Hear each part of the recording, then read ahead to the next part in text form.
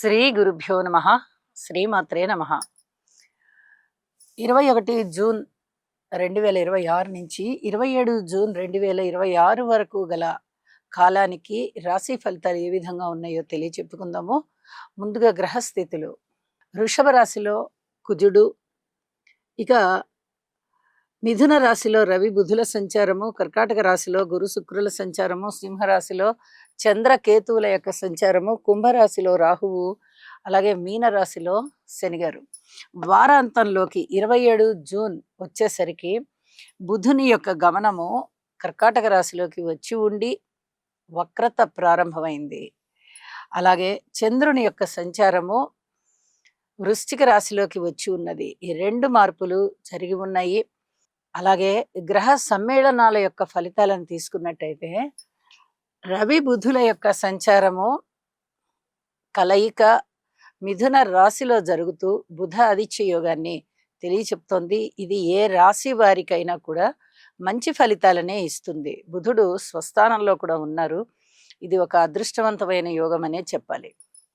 అలాగే గురు శుక్రుల కలయిక ధనయోగాలని, కీర్తి ప్రతిష్టలు పెరిగేటటువంటి యోగాన్ని చాలా వరకు అన్ని రాసుల వారికి కూడా ఆ మంచి ఫలితాన్నే ఇస్తుంది. అలాగే చంద్రకేతువుల యొక్క సంచారము కొంత అనుమానాస్పదమైనటువంటి ఆలోచనలని తీసుకుని వస్తుంది. ఇది కొంచెం అదుపులో పెట్టుకోవలసినటువంటి పరిస్థితి. అయితే చంద్రుని యొక్క గమనము 2.5 రోజు మాత్రమే ఉంటుంది కాబట్టి అంతగా భయపడవలసిన అవసరం లేదు. తీసుకునేటటువంటి నిర్ణయాలు ఏవైతే ఉన్నాయో ఒక్కసారి పునరాలోచించుకోండి. ఆ నిర్ణయాలనే తుది నిర్ణయాలుగా ప్రకటించుకోవద్దు.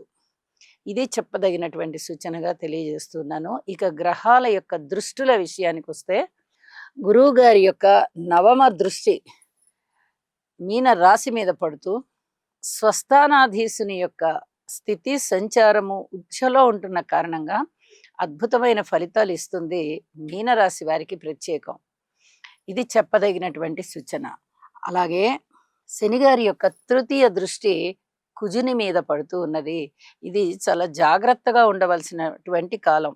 ఇద్దరు శత్రుక్షేత్రాలలోనే ఉన్నారు.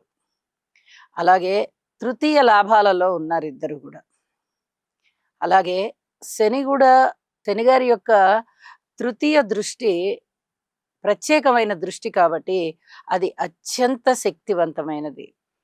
కాబట్టి ఈ రోడ్డు ప్రమాదాల విషయంలో, వాహనాల కొనుగోలు అమ్మకాల విషయంలో, అలాగే వాహనాలు నడిపే విషయంలో, వాహనాలలో ప్రయాణించే విషయంలో, ఇళ్ళు, స్థలాలు, పొలాలు ఇలాంటి స్థిర చరాస్తుల కొనుగోలు అమ్మకాల విషయంలో, శస్త్రచికిత్సల విషయంలో అత్యంత జాగ్రత్తగా ఉండవలసినటువంటి కాలంగా తెలియచెప్తూ ఉన్నాను. శని కుజ స్తోత్ర పారాయణాలు చేసుకోండి. ఇది ప్రతి రాశి వారు చేసుకోవడం అనేది చాలా చాలా మంచిది అని చెప్పి తెలియజేస్తూ ఉన్నాను. ఇక కుజుని యొక్క దృష్టిని పరిశీలించినట్టయితే చంద్రకేతువుల మీద పడుతోంది. ఇది మాతృవర్గ రీత్యా ఎవరైనా కానీ మాతృవర్గ రీత్యా కొంచెం వినయ విధేయతలు ఎక్కువగా చూపించవలసినటువంటి కాలము కాబట్టి జాగ్రత్తగా ఉండండి అని మటుకు తెలియచెప్తాను.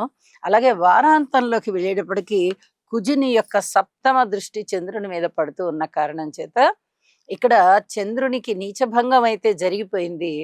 కానీ ఈ దృష్టి ఫలితం కారణంగా ఏదైనా మెడిసిన్కి సంబంధించి, చేదు పదార్థాల వ్యాపారాలకు సంబంధించింది కొంచెం ఎక్కువ తక్కువలు ఉండడానికి అవకాశం ఉంటుంది. ఈ వ్యాపార వ్యవహారాలలో కొన్ని జాగ్రత్తలు పాటించుకుంటూ వెళ్ళండి అని చెప్పి మటుకు తెలియజేస్తూ ఉన్నాను. ఇక రాశుల్లోకి వెళ్దాము. తులారాశి. తులారాశి వారికి ఈ వారం రోజుల కాలాన్ని పరిశీలన చేసినట్టయితే షష్ఠ స్థానంలో శనిగారు బాగున్నారు. నవమ స్థానంలో బుధాదిత్య యోగం బాగుంది. దశమ స్థానంలో శుక్రాచార్యుల వారు బాగున్నారు. ఏకాదశంలో చంద్రకేతువులు బాగున్నారు. వెరసి 4 గ్రహాల యొక్క ఉనికి చాలా చాలా బాగుంటూ ఉండగా బుధాదిత్య యోగం బాగుంది అని చెప్పి తెలియచెప్పడం జరుగుతోంది. వీరికి మాతృవర్గ రీత్యా బాగుంది అనే చెప్పాలి, సంతాన రీత్యా కూడా బాగుంది అనే చెప్పాలి.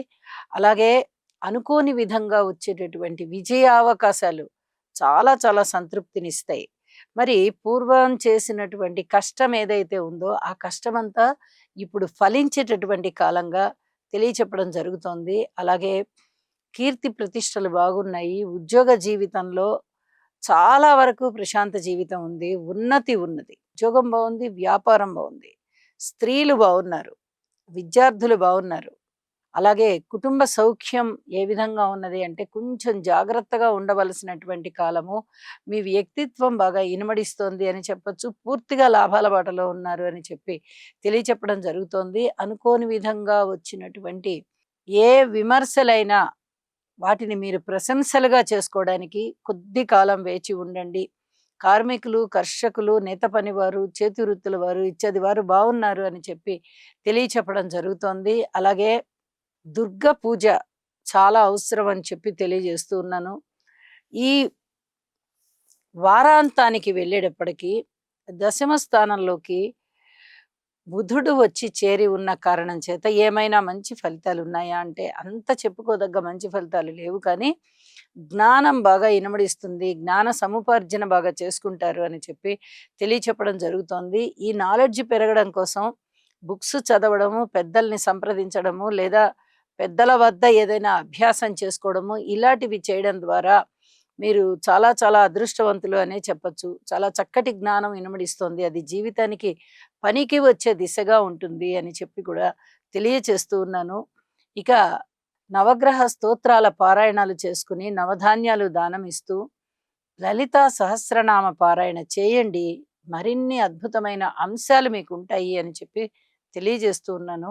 ఇక ఈ లాభస్థానంలో ఉన్నటువంటి చంద్రకేతువుల యొక్క విశిష్ట సంచారము గాని, షష్ఠ స్థానంలో ఉన్నటువంటి శనిగారి సంచారం గాని 2 లాభాలనే సూచిస్తూ ఉన్నాయి. అంటే లాభాలు చాలా బాగా ఉన్నాయి అంటే, మీరు ఇప్పటికిప్పుడు పెట్టిన పెట్టుబడుల వల్ల వచ్చేటటువంటి లాభాలు కాదు. పూర్వం మీరు చేసినటువంటి, పెట్టినటువంటి పెట్టుబడులు, ఇతరత్రా వ్యాపార కార్యకలాపాల వల్ల ఇప్పుడు మీరు లబ్ధి పొందుతున్నారు. పూర్వం మీరు ఎవరికన్నా ధనము ఇచ్చి ఉన్నట్లయితే, ఆ ధనము ఇప్పుడు వసూలయ్యేటటువంటి పరిస్థితి కూడా కనిపిస్తూ ఉన్నది. అలాగే ఎవరైనా మాట సహాయం చేయొచ్చు మీకు. దానివల్ల లబ్ధి కలుగుతుంది. ఏదైనా మిమ్మల్ని రికమెండ్ చేయొచ్చు. దానివల్ల మీకు లబ్ధి కలుగుతూ ఉన్నది. అలాగే స్నేహితుల యొక్క సహాయ సహకారాలు బాగా పెరుగుతూ ఉన్నాయి. ఈ విధంగా ఎన్నో రకాలుగా ప్రారంభించిన పనుల విషయంలో విజయావకాశాలు పొందడమే కాదు, కీర్తి ప్రతిష్టలు పొందడమే కాదు, చాలా సంతృప్తికరమైన జీవితంతో ఉంటారు అని కూడా తెలియచెప్పడం జరుగుతుంది. శుభం. ఈ రాశివారు నవగ్రహ ధ్యాన శ్లోకం అయినటువంటి ఆదిత్యాయ చ సోమాయ మంగళాయ బుధాయ చ గురు శుక్ర శనిభ్యశ్చ రాహవే కేతవే నమః అనే మంత్రాన్ని ప్రతినిత్యము పఠించడం ద్వారా లేదా వినడం ద్వారా మీకు మరింత మేలు జరుగుతుంది. అలాగే మీ మనస్సంకల్పం ఏదైతే ఉందో అది సిద్ధించే అవకాశం ఉన్నది.